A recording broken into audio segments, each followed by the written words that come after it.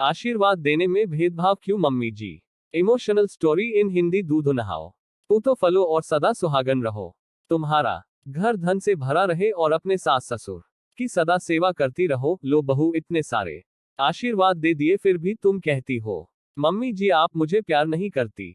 बताओ कभी देखा मानव बेटा को इतना आशीर्वाद देते हुए। मंजू जी अपनी बहू नेहा से कहती है। नेहा बोली मम्मी जी कभी मेरे खुद के लिए कोई आशीर्वाद दिया कीजिए। जैसे सदा स्वस्थ रहो और सदा सफल रहो, जो कि आप कभी नहीं कहती।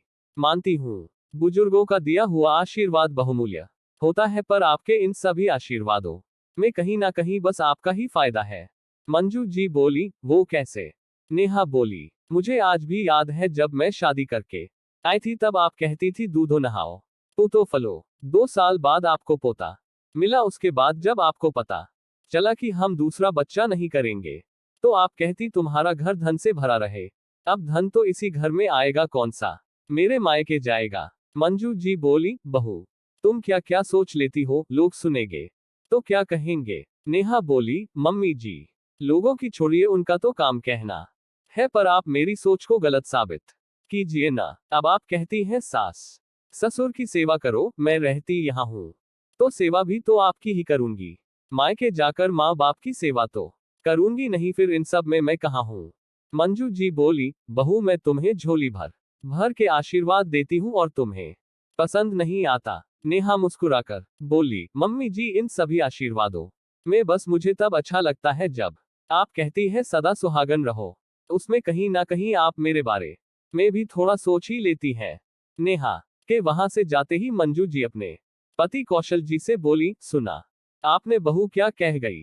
क्या माता पिता पति पत्नी को अलग अलग आशीर्वाद देते हैं।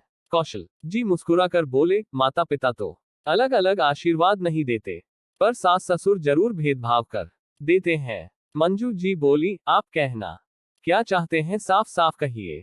कौशल जी बोले ये धारणा बहू के मन में आज उत्पन्न नहीं हुई है। सास ससुर के लगातार बेटे बहू में भेदभाव कारण उसके मन में ये धारणा बैठ जाती है कि वो अपने बेटे के लिए अच्छा सोचते और बहू के लिए नहीं। जैसे बहू जब शादी करके आई थी तो वो पढ़ना और कुछ बनना चाहती थी, जो तुमने करने नहीं दिया। तुम्हें पोता चाहिए था, वहीं तुम अपने बेटे की नौकरी और तरक्की से बहुत खुश होती थी, तो कहीं ना कहीं बहू के मन में ऐसे विचार उत्पन्न होना स्वाभाविक है। मंजू जी गुस्से में बोली वो तब की बात थी, अपनी बात मनवा के आखिर वो नौकरी कर तो रही है, अब उसे मुझ से क्या शिकायत है। कौशल जी बोले तुम उसके काम करने से खुश हो, कॉलेज जाने से पहले उसे इतने काम बताती हो कि हर रोज उसे लेट हो जाता है, जब भी वो जाती या आती कुछ न कुछ ताने मारती रहती हो। क्या कभी ऐसा व्यवहार तुम अपने बेटे के साथ करती हो। मंजू जी बोली वो तो मेरा बेटा है, उसकी तुलना बहू से कैसे कर सकती हूँ। कौशल जी बोले वही तो बात है, ये घर अकेले तुम्हारे बेटे के पैसे से नहीं चलता, बल्कि बहू का भी योगदान है। फिर तुम बहू के लिए क्यों नहीं सोचती। मंजू जी उदास बैठे हो गई तो कौशल जी बोले मंजू एक बार सास नहीं बल्कि मां बनकर सोचो तो अपने आप तुम दोनों के विचार बदल जाएंगे। इतना कहकर कौशल जी अखबार लेकर आंगन में चले गए। देखते ही देखते सुबह के 8:45 बज गए। मानव दफ्तर के लिए निकल रहे थे। मंजू जी बोली मानव 15 मिनट बाद बहू को भी कॉलेज जाना है, तुम उसे अपने साथ क्यों नहीं ले जाते। मानव बोले माँ उसके चक्कर में मुझे घूमकर जाना पड़ेगा, वो अपने आप चली जाएगी। इतना कहकर मानव चले गए। 15 मिनट बाद नेहा तैयार होकर आए और बोली मम्मी जी सुबह का नाश्ता और दोपहर का खाना सब बना दी हूँ, समय पर खा लीजिएगा। बंटी बेटा अपने आप खाना लेकर खा लेगा, आप परेशान मत होना, मैं चलती हूँ वरना मुझे देर हो जाएगी। मंजू जी बोली बहू थोड़ा जल्दी हाथ चलाती तो पति के साथ मोटरसाइकिल पर बैठकर जाती। नेहा उनकी कटाक्ष भरी बातों पर मुस्कुराती हुई बिना जवाब दिया चली गई। समय यूं ही बीत रहा था। कौशल जी और मंजू जी की दवाई खान पान सबका ख्याल नेहा रखती थी, क्योंकि मानव को वक्त नहीं मिलता था। एक रोज मंजू जी की नंद कमला जी आई। नेहा ने एक रोज की छुट्टी ले ली। अगले दिन जब वो कॉलेज जाने लगी तो कमला जी बोली भाभी ये क्या बात हुई कि बहू बैग टांग कर घर से निकल जाती है और घर की सारी जिम्मेदारी बूढ़े कंधों पर छोड़ जाती है कौशल जी। बोले, कमला हमारी बहू झांसी की रानी है, घर और बाहर दोनों की जिम्मेदारी बखूबी निभा सकती है।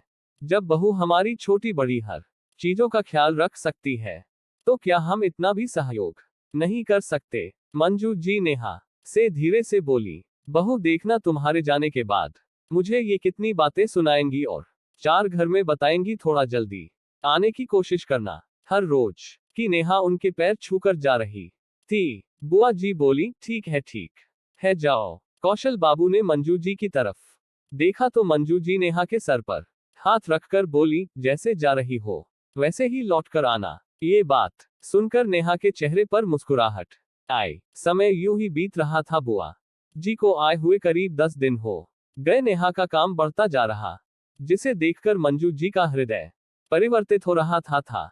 अचानक बुआ जी के घर से फोन आया तो उन्होंने जाने की तैयारी की। नेहा सुबह 5 बजे जागी, बुआ जी को खिलाया पिलाया और उपहार देकर विदा करने लगी। बुआ जी ने मानव को ढेर सारे आशीर्वाद दिए और नेहा की तरफ देखी भी नहीं। ये बात मंजू जी को बुरी लग गई।